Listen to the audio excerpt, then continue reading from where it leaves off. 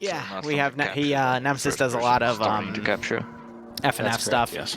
He doesn't really do T3 ops and TSB anymore. He just doesn't enjoy them. Awesome. Any other questions? Lovely. All right, they're about to start. Barb will be joining me shortly, and, well, we'll see how things go. If you guys got any questions, comments, concerns, we'll address them after looking at the AOs and the factions. And let's see how this round goes. All right, Barb, where do you want to start? AOs or factions? We could probably guess what the factions are, so let's start with the AOs. All right, let's look at Alpha. Alpha is the center of the fucking airfield. It has the fire station. Oh, no, it's actually past that. It is the little utility area just north of the fire station. It has one of the ATC buildings tied to it, and... I mean, actually, no, this is just the barracks building with a mess. The ATC building is more to the south one. I was that in so hard. I'm so glad you caught that. I love it. Okay. Cool.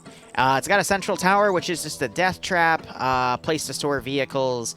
Not a lot of cover. Well, no, I take that back. A little bit of cover to work with, but it can easily be outflanked. But really, this sector, the best way to hold it would be that barracks building. Maybe some of the smaller buildings as well, but there's no way to fortify these areas. So I'd say barracks building would be the best bet. Maybe some Scandi recon shenanigans on that northern edge where those trees are. But that'd be a good spot. What are your thoughts on Alpha? I mean, you covered pretty much it all. I think the barracks building is going to be the bigger point of contention than this courtyard.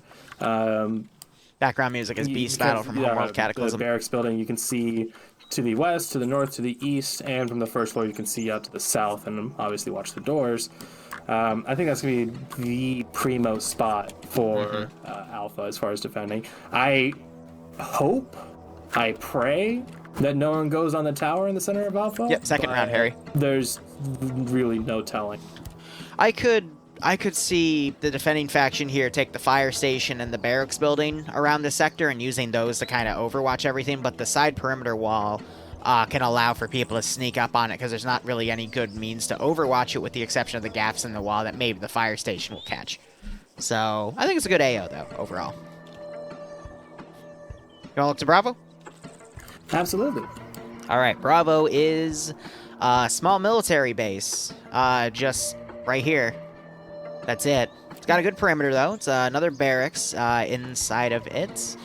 Some smaller barracks buildings as well that people can hide in, but those small windows can be shot out and grenades can be thrown in, so that needs to be addressed. But definitely a lot of ways for these buildings to be utilized effectively. Also some shrubbery and some trees, but a little harder to hide in because some of these shrubs are a little too tall off the ground to effectively hide in themselves. But there's still a good amount of pine trees to potentially hide in. Mm-hmm. Good old Daisy Chernagorsk style. Yeah. Very possible. But yeah, like with Alpha, similar kind of structure. I think the barracks building is again going to be the main focal point of any kind of defense of this area.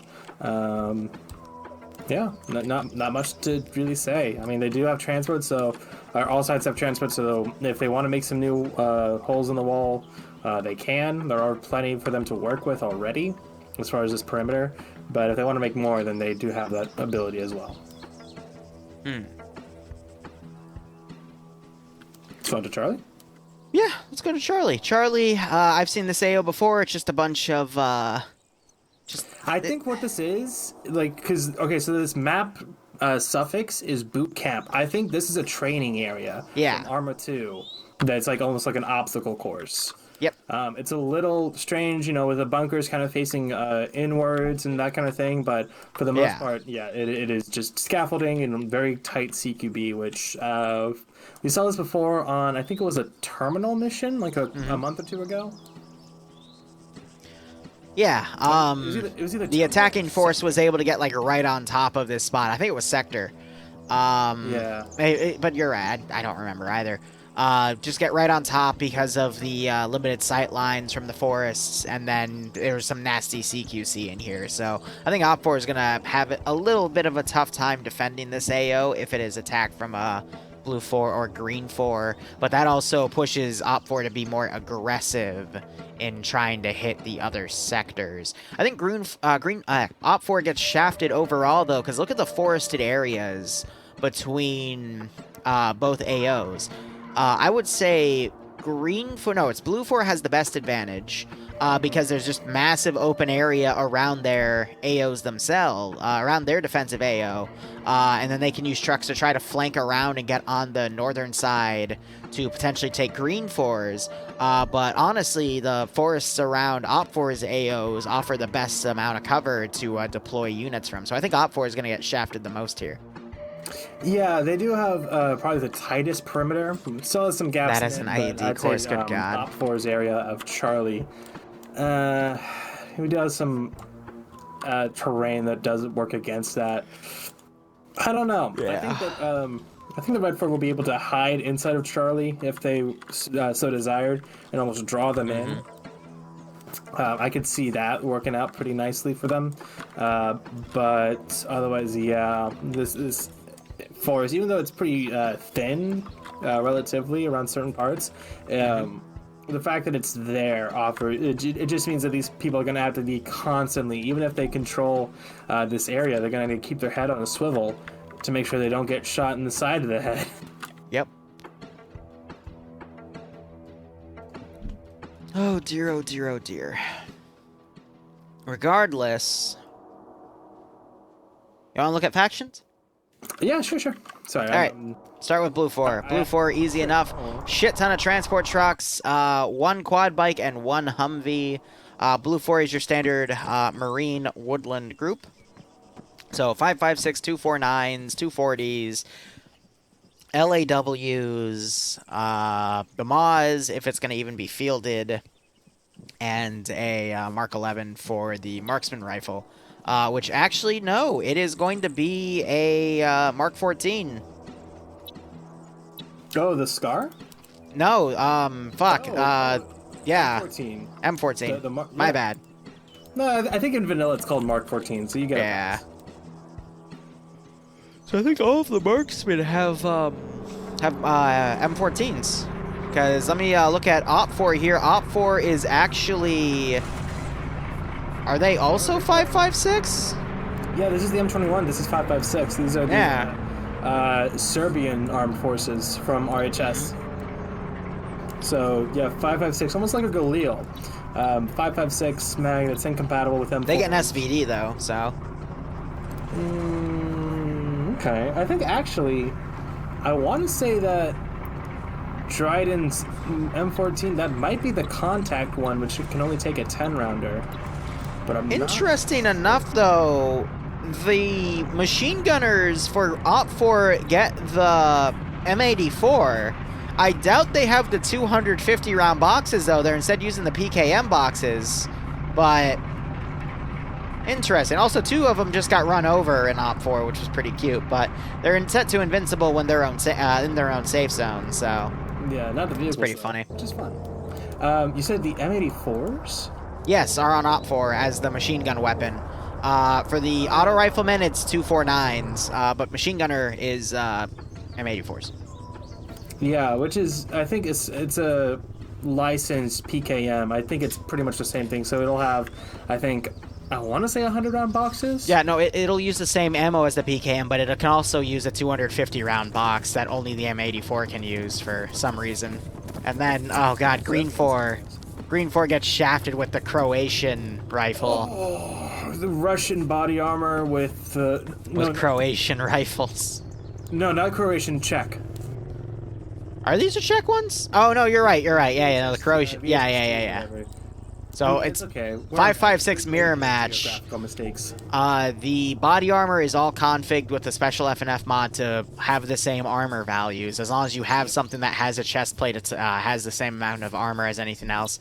You got 249s as... That actually might be a mini-me, but either way, 5.56, 200-round magazine auto rifle for that. What's the Charlie 2 weapon? Why are you saying that?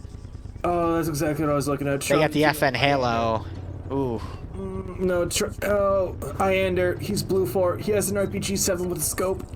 Lamau. Oh, God, that hurts my soul. Oh, I thought the Czech rifles with the Russian body armor was bad, but no, just blue 4 with an RPG 7. Oh, God. There are blue 4 factions with RPGs, Barb. You can stop orgasming over the net over it.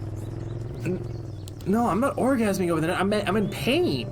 I'm in pain. Someone kicked me in the balls once I saw that. Also, they're wearing Marpat. X-Ray just ran over their team leader and is now driving away because they stole the quad bike. For balance. Balance. Balance. Though I will say, I think out of all the factions, Green 4 has the straight shot with the SSR to Alpha. Blue 4 has to drive through a town, and then Green 4 has to drive through a forest. So I would say Green 4 is going to get to the AO first and start that 5-minute timer down before the sector starts scoring points. The reason that 5-minute timer exists is to help prevent people from rushing in and taking sectors and getting points instantly. Because more often than not in FNF, before they made that change, whoever got into the AO first won. Unless Adriano was here, in which case whoever had Adriano would win because of the Adriano incident, quote unquote. At this point, I have not seen like any source footage. We're never convinced that it's a myth. I'm convinced that it never happened. They're gaslighting me about this whole thing occurring. Yeah, even though I have a highlight of him for like 25 minutes just murdering 23 people as a single Terminator and winning the objective. Doctored. Fake news. Fake news. I getcha. All right, Trump, calm down. But anyway, looks like all teams are starting to get mounted up here and ready to go in. Yeah, but you are orange. And we'll just have to see how the operations go. So I'm going to quickly look over my chat, see if there's any questions that were asked. And I saw something about potentially making another IED course. I mean, we'll see. If I have some time this weekend, I might give it some thought. Chaos asks, if Barb's in pain when he orgasms, he might want to see a doctor. That's not a question, but that is true. Yeah, you probably do want to see a doctor for that. But, okay, someone asked about the Adriano incident. Basically, Adriano from, yeah, funny. He's going to be a male nurse, and he's going to still, never mind. Anyway, the Adriano incident was a neutral 3-way sector fight where Adriano was on Blue 4. Blue 4 got completely fucked over, but then Adriano, using his TSB training, was able to get 23 kills and win as the last surviving Blue 4 member, literally murdering Independence main force and then murdering Op 4's main force and winning. It was a ridiculous thing that happened. A lot of people thought he was cheating, but he systematically did everything as a single guy and almost got killed by the last Op 4 guy. But he literally breached into every building, figured out that Op 4 was in the last possible building in that sector, and then breached it properly. And yeah, I don't have a link to it. I could, I can see if I can dig it up real quick, but... Yeah, you got 2 minutes. It was something to watch. Big fist. What?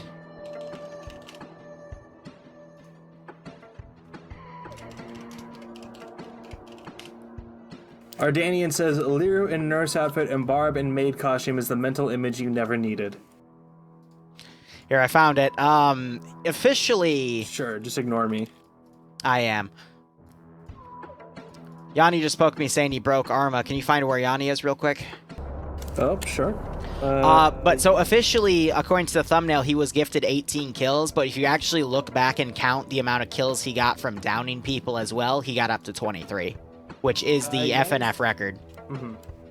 Yanni is in the back of one of the Blue 4 trucks. He seems perfectly fine to me. Alright, I don't know how they broke it then. That might have been an old poke, but oh well. We were too busy reminiscing Adriano, so... Well, you were. I was... By the way, I was doubting his existence, but... Of course you were. You denier. But anyway, Barb, after this stream, I'm going to get you / Abraham and Audrey in a group channel. We're going to talk about checkpoint RP stuff for Thursday. Hell yes, I will get my calls to prayer ready for the soundboard. Of course. We have a, for Paw Patrol, I ran a poll with them, and a lot of people in there want to do a checkpoint RP, so I'm going to bring in a few actors from my community.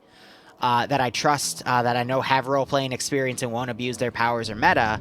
And we're going to do like an hour, 45-minute long checkpoint RP for the next Paw Patrol mission. So that should be I don't know if pretty Slushy's interesting. RP experience really translates over, though. Shut up. I could say something right now, but it would probably get me Twitch banned.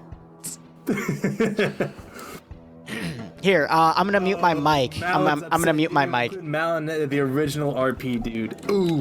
Okay, so I was gonna ask the four of you if there was anyone else, because I was also thinking about Malin as well.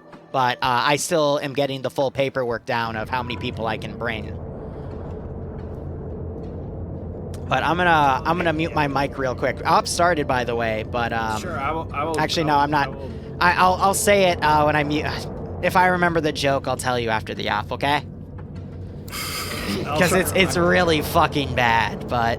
Okay. You can message it to me right now. I'll go over the opening movements, and you can just message it to me on TeamSpeak real quick. Or Discord. Okay. Well, nah, let's just... Initial... I mean, everyone's rushing! Movements. Rush! Everyone is rushing. We have... Rushing! And Red 4's ATVs moving to their respective points. However, for Green 4, we have a Big Force moving to their point, but we also have Charlie 2 in a truck moving across to the other side of it and creating a buffer almost immediately. 4 gets in Charlie first, interesting. Blue 4 is trying to get there to their point. They are now inside of it, and Green 4 is an alpha, so we are at a deadlock as it stands. Off to the west, we have Blue 4 X-Ray off in the forest in their Humvee, going to be looking for shots across the airfield onto Alpha. We have a Green 4 group off to their northwest, who will be quick to react to that. As for Red 4, they're all still just kind of dogpiling into Charlie. No real movements there as of yet. Blue 4 is actually dismounted south of Bravo and are moving into the point on foot. They should be capturing it any second now. Yep. Along with the rest. All factions are in their defensive groups. Green 4 getting it first. Points will be awarded in 5 minutes, as the pop-up says. I'm surprised, because I thought Op 4 got in first to start the countdown, but guess I was wrong. I think Green 4 got more people in it before Red 4 did. D5 Bay. There goes Red 4 for Charlie, and there goes Blue 4 for Bravo. That's nice. Blue 4 for Bravo. That makes it easy. Otherwise, yeah, we now have a small force from Bravo looking eastwards towards Charlie. A vehicle with T5 Bay in it, looking to make. I need to go make myself some coffee. Hot damn. And Green 4 is just kind of vibing. We do have a movement from them pushing out east and to the south, checking all these hangars, although at this point they don't really need to check anything. They can just start setting up, but I think they just don't want to get too far stretched out like we saw in the first mission. So I'll be curious to see what side makes what attack. I know we do have Blue 4 X-Ray doing some overwatch on Green 4's alpha position. Green 4 appears to be playing this very defensive, but we might see a push out through the forested areas to go take Op 4's Charlie. And Op 4 Charlie hasn't invested yet in putting units out on any wide elaborate flanks. They're purely playing this defensive. Now, because of the 5-minute timer and all 3 groups have a single sector, it is quite possible that it could go into a 3-way draw. But this is going to be a very long round if it does. Yes. With that taking up, they get 1 point every few seconds. That will take a long time. But Green 4 now opening up onto Bravo. Garrison's on the fire station. Just trying to shoot at some Blue 4 guys passing, as Blue 4 is running guys up the wall and fence area. X-Ray for Blue 4 should be some hits, but no casualties. We do have Short Boy, a great keyhole. This is his mission, actually. He's in charge of Blue 4 X-Ray. He's got a great keyhole looking onto Alpha through the forest. That was a rocket. It was a Maz rocket. Yeah, landing right inside Bravo. Rocket coming out, I think, from Meander, landing just short of the ATC tower. I guess he thinks that, yeah, shots are going out towards that and not the fire station. Return suppressing fire coming in from the flanks. Red 4 is starting to peek out, but they are very adamant. Quad bikes on the move for X-Ray. I think they're going to go for an elaborate northeastern push and then try to potentially hit Green 4 sector from the northeast, but we'll have to see where those bikes go. Bike buggy rush. Elaborate GL fire from Blue 4. It's going to land just short, though. There's the explosion, landing right on the ATC tower. Another one coming in. It was readjusted. I think, again, it's going to fall short because that guy is on his maximum range. Yeah, from Alpha to that ATC is, probably about 300-400 meters, which would be that max aiming distance, or, accurate range. Maz Gunner looking back again. G-Legs. That thing can reach out to it well over a click, so he's gonna, as we saw already, he should have some very accurate fire. Blue 4 marksman in a tower to the west. Oh, you got one with that Mark 14. He has a DMS scope on it, firing on some guys on the tower there. Doesn't net any kills. There is an unconscious Green 4 guy, though, by a truck, and the truck is damaged, so potentially some AT went out on it. He does definitely see those guys on top of the fire station. Pulls out his binocs in accurate range now. But yeah, he can easily see that movement. I just don't think he wants to give away his position quite yet. That one guy on his own, though, that is RS Blade, who was Bravo 2. Daisy was a mod for Armor 2. Team lead, so a good kill, if that, or a good snipe, I should say, if that was the Blue 4 marksman. I think the most important role of this operation is going to be the marksman roles, because they're the ones that can utilize this range advantage between the AOs and effectively get some headshots in. Also, something to point out, no one's tried to challenge Op4 yet. It's been more so Blue 4 and Green 4 kind of skirmishing. So Op4 might be able to use this to their advantage, because if Blue 4 tries to make an attack on Green 4 and both sides get weakened, we might see Op4 just send a force and be able to push everything. Because if you let two enemies fight while you have a full force, I mean, you just clean them both up. Yeah. Let them fight. We do have Red 4 X-Ray. There are the points now starting to be tallied, and it's going to be even as long as each team controls one sector. Red 4 X-Ray is moving out using their quad bikes in the forest just southeast of this main Green 4 force. But yeah, Blue 4 and Green 4 have been able to fight over the open airfield because they have pretty direct eyes on each other. Green 4 and Red 4, and as well as Blue 4 and Red 4, have forest and terrain blocking a direct line of sight. So that's why there hasn't been any contact between them yet, but Op4 is moving out on foot. Standard is leading the charge around this exterior perimeter of the airfield itself. They should be able to get pretty damn close, so we could see encounter from a counter push from Blue 4 Alpha, who are starting to move out in that same kind of area.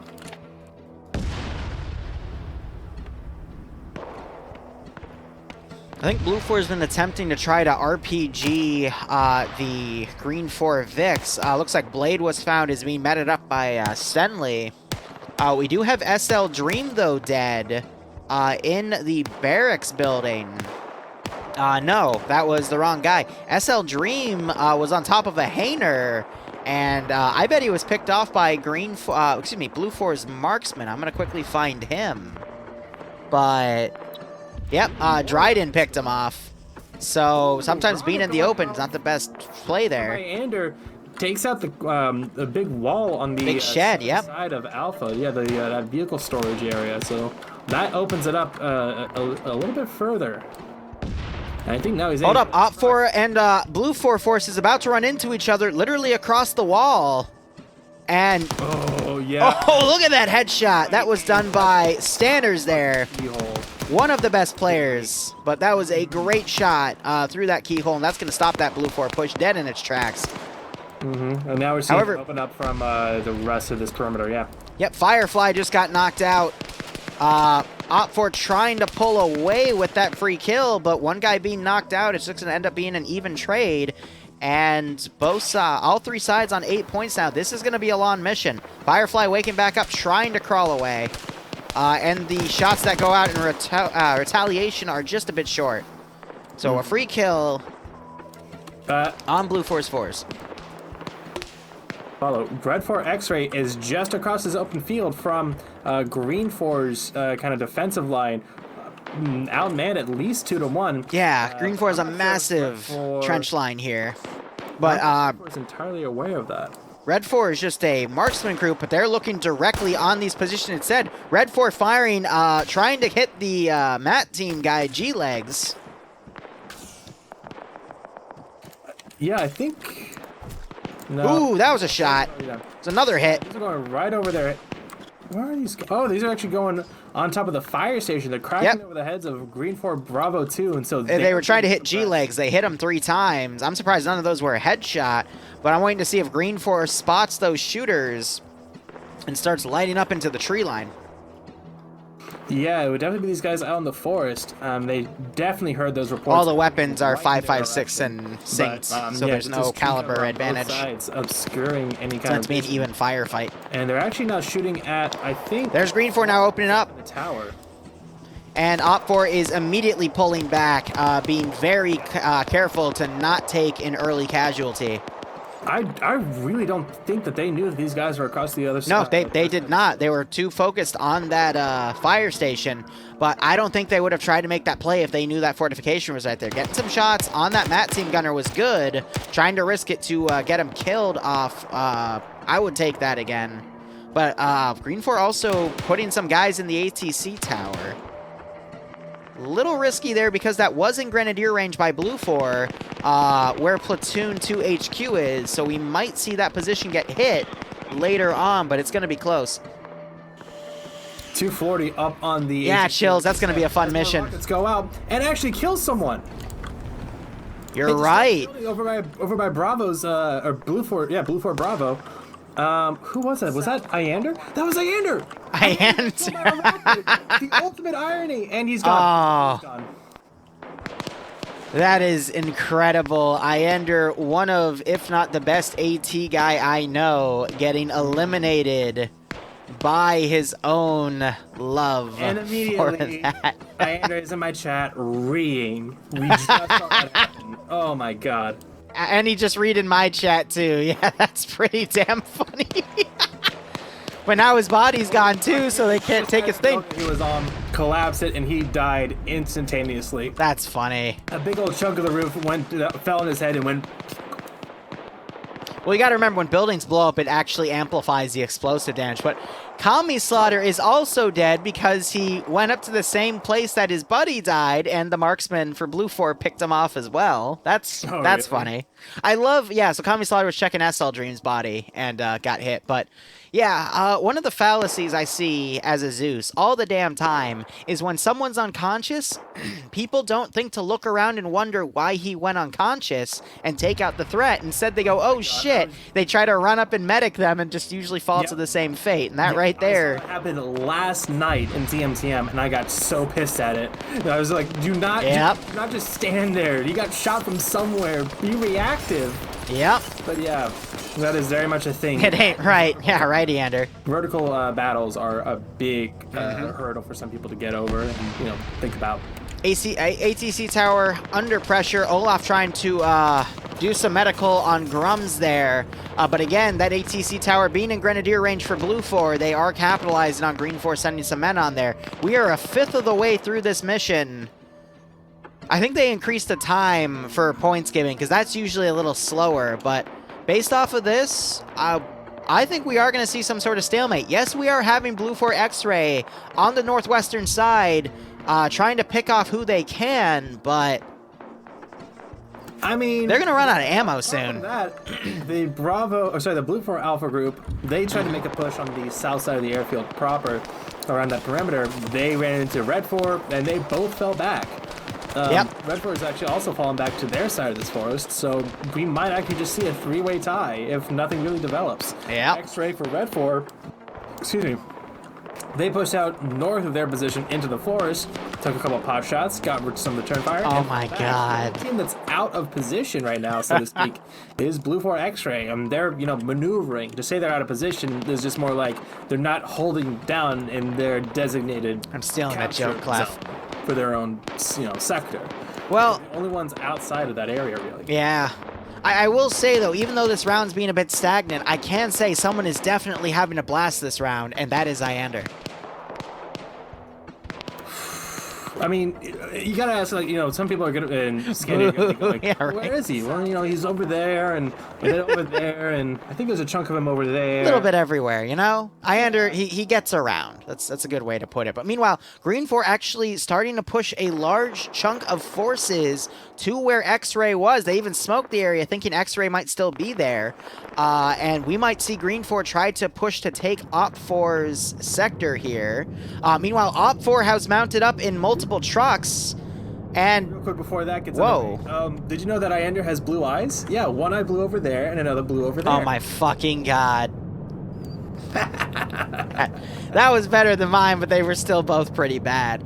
So Op 4 is gonna go offensive here. They have a lot of dudes mounted up in trucks, and they're bored, so they're gonna go do something about this. Jesus.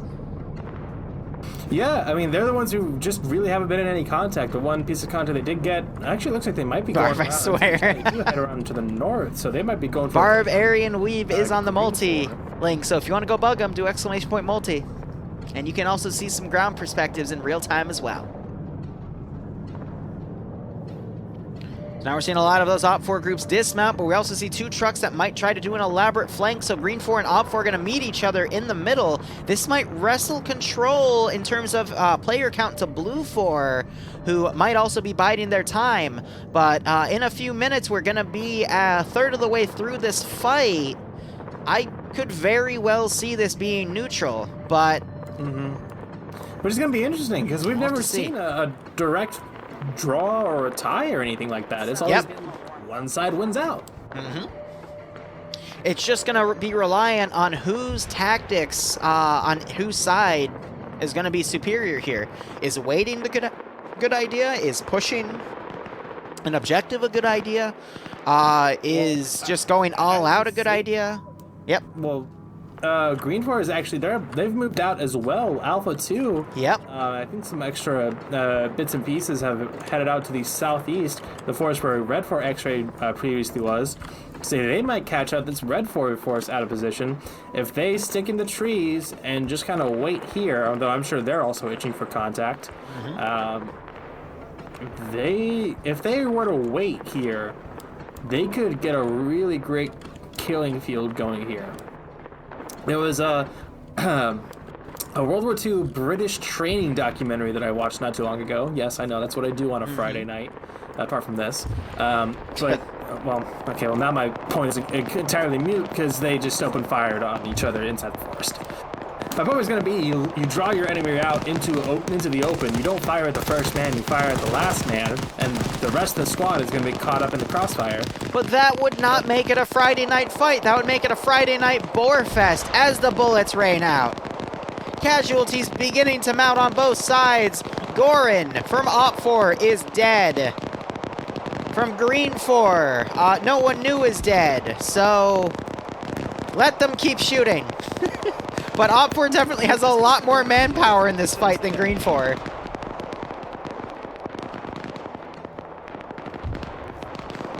And we are past a third of the way through the mission.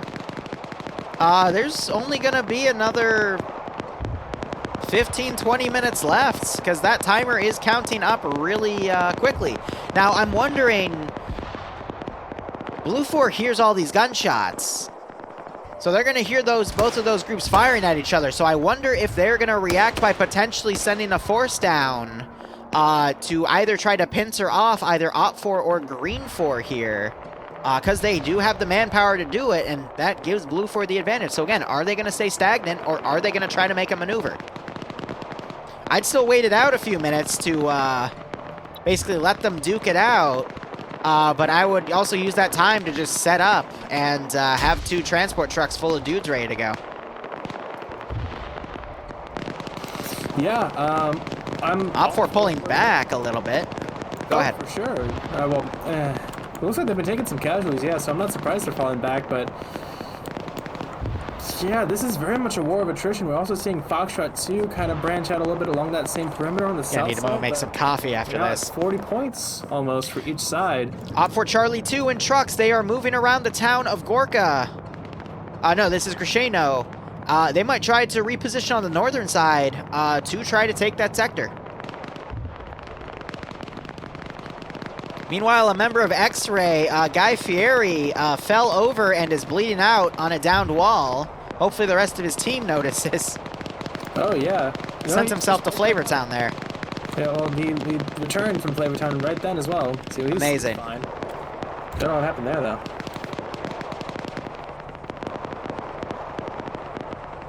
You know what? I am going to say this. I am happy we're not seeing any Chads try to run over. Excuse me, not even. I'm not even going to give him that. Any Virgins run across the airfield and get absolutely schwacked. I'm glad to see that. I see too much of that. Running through massive open fields and hoping you'll be okay. Yeah, I was glad to see that really didn't happen. Now, it is still early in the round. Actually, we're in the mid-game at this point with that 42-point marker.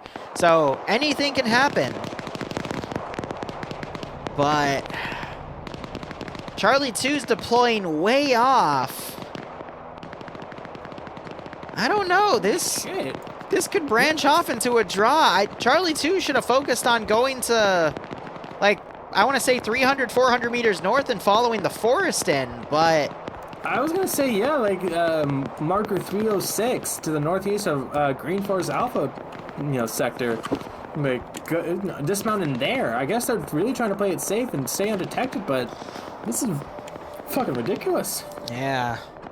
Smoke's going out in that killing field between Red 4 and Green 4, and seeing some more medical stars on Green 4's side, but this could very easily turn into a no man's land with some explosives and, yeah, more smokes. All right, anyway, going down the casualty list. So, Eason was already dead in that firefight between Blue 4 and Op 4 there. Paladin was part of that northern side. Looks like the wall came over and he was killed. That is unfortunate. Mike also died. He is just in the bunkers of Blue 4 contesting with Independent. But only 3 KIA out of the 40 for Blue 4. Op 4, we have Coda dead, who was part of the attack wave in trying to engage Independent's large force to try to push up into their sector. We've got Matt Coro dead, who was one of the first casualties with Gorin in this fight as well, but Op 4 losing 3 guys in that push. And now you got Charlie 2 also remounted, and they're continuing to push along after they did a bit of reconnaissance. Meanwhile, Green 4 and Commie Slaughter still dead on top of that Hainer because the Blue 4 marksman picked them off and took them out. We have Gashag, Swola, and Tackleberry also dead from that Red 4 push. And we also have Combat Wombat dead, but Zami and Candy are also unconscious, both being medics, by the way. But definitely Green 4 has lost the most manpower here, and we might see Op 4 capitalize on this. Round 1, Combat Wombat was doing some work, so that's unfortunate to see him dead. We are about halfway through now as we tick up to 50. Let's... What is 37 minus 21? That would be 16. That's about half the time, yeah. So 16 minutes to get up to about 50 points. So there's actually not a lot of time left. Okay, yeah. Oh. Because think about it, 15 minute safe start, 5 minutes for the timer, and then that extra minute to get to the sectors to capture it itself. So yeah, it's only been 16 minutes to count up to 50, so Op 4 only has 16 minutes to make a move on Green 4, and Blue 4 only has 16 minutes to come up with a way to try to take a sector here. So, based off of this, I think Op 4 is going to win because they'll be able to overpower Green 4 and do a pincer maneuver. Because you just saw Op 4 do a push right here where Green 4 was doing triage on some dudes and get even more kills. So if Op 4 can continue this pressure, they can do really well, but they have this massive Green 4 bunker line to deal with. That was, trench line dug. But I'm thinking Charlie 2 might be able to assist on that if they continue to go around and... was it the Schlieffen plan where they ran around the French trenches by going through Switzerland? Yes, that was the Schlieffen plan in World War I. So, Op 4 is going to have to do some more Schlieffen planning here to get around that trench line, and they could potentially take the sector, which only has two guys in it right now. Charlie 2 is kind of approaching that same position, but they've extended the Maginot line far enough to watching that ingress point. This might not be good for Charlie 2 because there are 4 guys watching this vector, and I think Rory just spotted them. They're lining their guns up. They're ready to go. I think Blue 4 is going to win because I think Green 4 and Red 4 are going to whittle down their numbers so much to the point where Blue 4 can just go, I don't see any blue for mobilization here though, because we're down to about 14 minutes. They don't need to move yet. They have plenty of time to make a move. 14 minutes is not a lot of time though. All they have to do is get in their truck. But they're still X-Ray defending it, but they don't know Op4's numbers here. They're trying to send Blue 4 X-Ray now down south to try to watch to have groups come around, but... Yeah. I'm trying to see where Blue 4's numbers are, to be perfectly honest, because when I look at them, I don't see 40 players. You know what I mean? I mean, they've taken some cuts and scrapes. I mean, but yeah, you're right. I'm only seeing Eason and Mike, Paladin, and Iander. There's only been 3 KIA. Blue 4. Well, 4 with Iander, but yeah. Yeah, Iander left, that's why. That's why he's not on my roster anymore. But, like, I'm trying to see, like, if there's a group mounted in a truck somewhere, but just, I guess the way they're spread out just makes them seem a little more thin than I'd think, but... I mean, now that I look at Op4 with that lens, I also kind of see it's because Op4 is doing a massive push with units here and leaving X-Ray as a single defense, but Green 4 is committing a lot of guys to defense themselves. So right now, Green 4 is committed to defense on this sector. They are playing for a draw at this point. Op4 is playing to win by taking Green 4, and now Blue 4, they don't have any information on this, but they need to make a move, otherwise they're just going to play to draw as well. So... I don't know, but Charlie 2, you're starting to see do this wide flank here. Green 4 is actually pulling off some of these forces from their Margio line here. They might try to go defend the objective themselves, which they'll probably be able to hold against Charlie 2's smaller number here. But I could still see Op4 doing a massive push here. The line was French. It wasn't Italian. It's the Maginot line, not the Mario line. Not the Mario line. Fuck's sake. But yeah, this Red 4 Charlie 2 team, I think, yeah, it just overshoots right now, so that's what's going over their head from those What? They're still in the clear for now. We do have Pierce standing completely still, gunned down. Ooh, this Alpha 2 team for Green 4 just spotted out this Red 4 team, I think. Yeah, I saw that. The other way. That's the other way around. Red 4 spotted this team as they're trying to pull back. And so they're going to hold fire, but they definitely spotted them. And Pierce is now going to go around the corner, see them, stop at his tracks, gun up. Oh, please. Pierce. Worst time to start engaging. They did drop that just completely gave him away. They gave one kill, yeah. Machine gunner. They did drop the machine gunner with that 249. But yeah, that was a very rushed play from Pierce. Hold up, Charlie 2. They've got a man right here, right next to Green 4 command. Knocks out one of them, going for the other. Oh, Jesus, that was wow. Stanners, great job. In my top 5 of best players in FNF, definitely. Absolutely. But this is where Blue 4 now means, obviously they have no idea that that's going on. But now they need to, this would be the perfect time to do a thunder run across the airfield. If they wait for that sector to go neutral, then it should. It's going to be too late by then. Yeah, I wonder if that X-ray group was still up here to the north, they could see this infighting, well, not even infighting, but the close range. The Op4 push here, yep. Yeah, exactly. You might have Blue 4 guys potentially see the smoke grenades getting popped as well, but it's difficult. Yeah, difficult at best. From where I'm seeing these trench lines at, they can't see him at all. The Green 4 guy woke up and Gorski was right next to him to wish him a good night. Hot damn.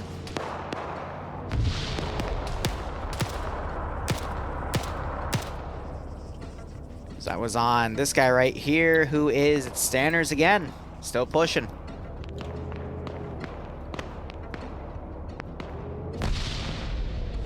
Blue 4, I mean, they are doing a good job with having X-ray recon for them. It's just, there's less than 10 minutes remaining based off of these points. 2/3 of the time gone. Yep. The rush right now is if Op4 can get this sector taken in time before the drawdown happens. Yep, and we're actually having a truck go out. Oh, that was a flare launched by Gotta make sure you check what's in there. He's literally just driving around in circles, I guess trying to make some cover or something. I'm surprised he's still alive. Who's this Chad? Fucking Flood. Yep, that's Flood. He was one He just glided across. Yeah, he literally just was like, hey, I'm gonna put this right here. Don't worry about it. And then we have one guy hiding in a tree 2600, of course he'd make a play like that. He's waiting for Op4 to push up past him to potentially shoot him in the back of the head. Good old Epstein didn't kill himself style. Absolutely great play. Meanwhile, somehow, inexplicably, Fred is on the other side of the airfield, north of Blue 4. Gorski got picked off by Ash there. He's putting some more shots on to make sure he's dead. That's a good call there by Ash.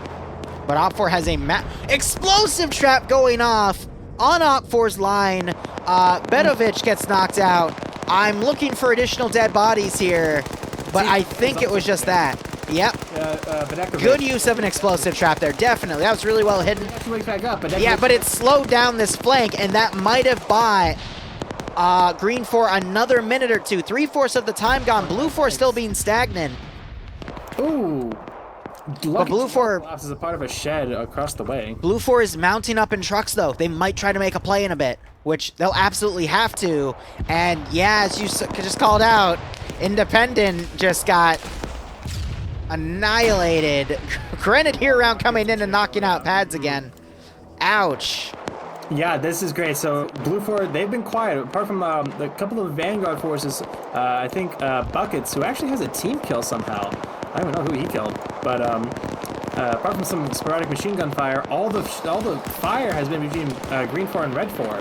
So Gorski got woken back up, and so they're going. And Dusty's trying to run back. Stop.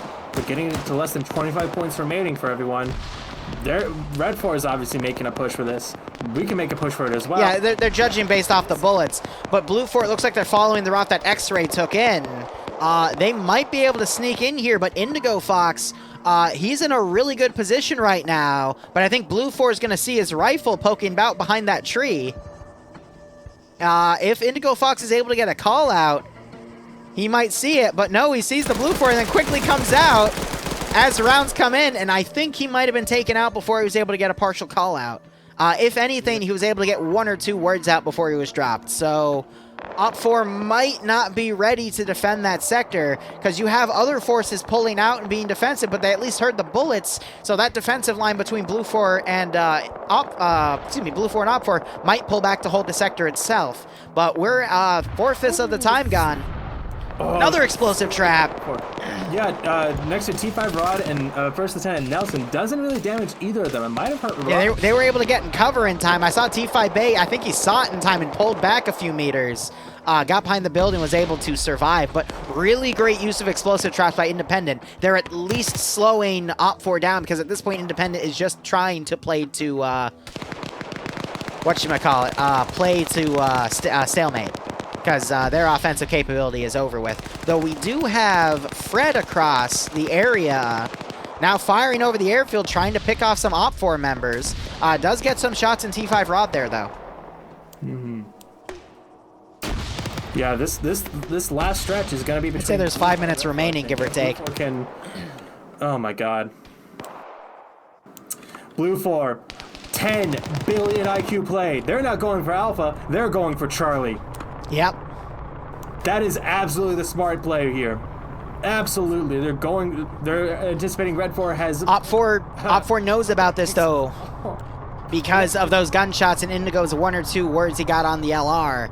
But I think they'll be able to steamroll this. It's going to really be up to the Op4 defenders to hold for a few minutes, because if Op4 loses a sector, Blue 4 is going to be able to basically sneak the victory out. The only 2 people in there are Guy Fieri and King, and with just the sheer amount of Blue 4 that are coming into here... Sector has been lost. So now Red 4 is without a home base. Green 4 is still holding on. So now the fight is going to be between Green 4 and Blue 4. If Green 4 can hold on and Blue 4 takes it, Blue 4 is going to win. If... Pretty much either way, any way you cut it, I think Blue 4 is going to win this. Which I did call.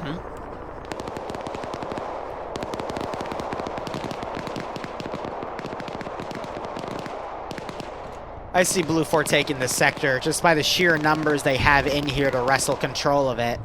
To take a sector from someone, you have to have double the number of their units in the sector, and they clearly have that. It's going to be slow to take, but... Well, not if King and Guy Fieri get wiped out, like King almost just did. Guy Fieri now coming around this side. Gets a good couple shots, gets 2 kills. Great flanking action by Guy. He's got to be careful. I think he heard the footsteps around him. Yep. He's going to get right behind this guy. Ooh. Oh, messes up the CQC, but still manages to take him out. Nice. But that's going to take down Guy Fieri there. And Charlie is in blue. Yeah. Oh, that's not good. OpFor now has to push back and take it. But as soon as we see that 89 to 88 tick, I think that's GG. It's a wrap. It's a wrap. Blue 4. It's GG. They won via cowardice. They won via cowardice. I wouldn't call it cowardice. I'd call it strategy. It is a victory, but now, tactical cowardice. If OpFor were to somehow kill the defending groups in Charlie, which Tom just got a kill on one of the defenders here too, and if they were to wrestle this sector back within the next minute, and then still take the independent sector, they could get the points back, but I think independent has too many forces in here for them to wrestle control of that. So OpFor, they had the right idea, they just put too many eggs in one basket on that attack, and didn't think that Blue 4 would do anything. No, I think that they just they underestimated Green 4's defenses. Because if, obviously you need a certain amount of, the more people you throw at an objective, along with other factors, the bigger likelihood that they're going to win. So, Alpha just lost control. Home guard. I think if they kept a home guard for Charlie, if Red 4 did, then that would just... It's GG. This attack would crumble and take even longer. I don't know if there really was a right play other than just defending and waiting for someone else to make the first move. Yeah. I like this mission. And I just think that, I don't know, maybe with a bit more... I honestly don't know what I would change about this mission as far as the back end of it, but whew, Red 4 now about to take Alpha, but yeah, a little too late. Blue 4 is going to win this with 99 points. And that's going to be GG. All right, I'm gonna have a coffee break in between both rounds because I am just yawning all over the place here. So yeah, if you haven't already, send me that thing on Discord. That joke. Yes, I'll tell it to you when I get back. Okay. There's GG. Wait, this is only round 2, isn't it? We still have another round? Yep, we still have another round. That's what I'm saying. I'm saying take a coffee break. Okay. Just gonna get my slot first before I do it.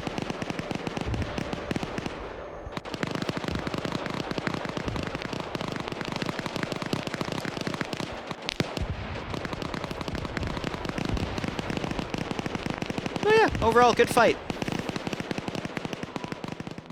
Good PvP, good tactics.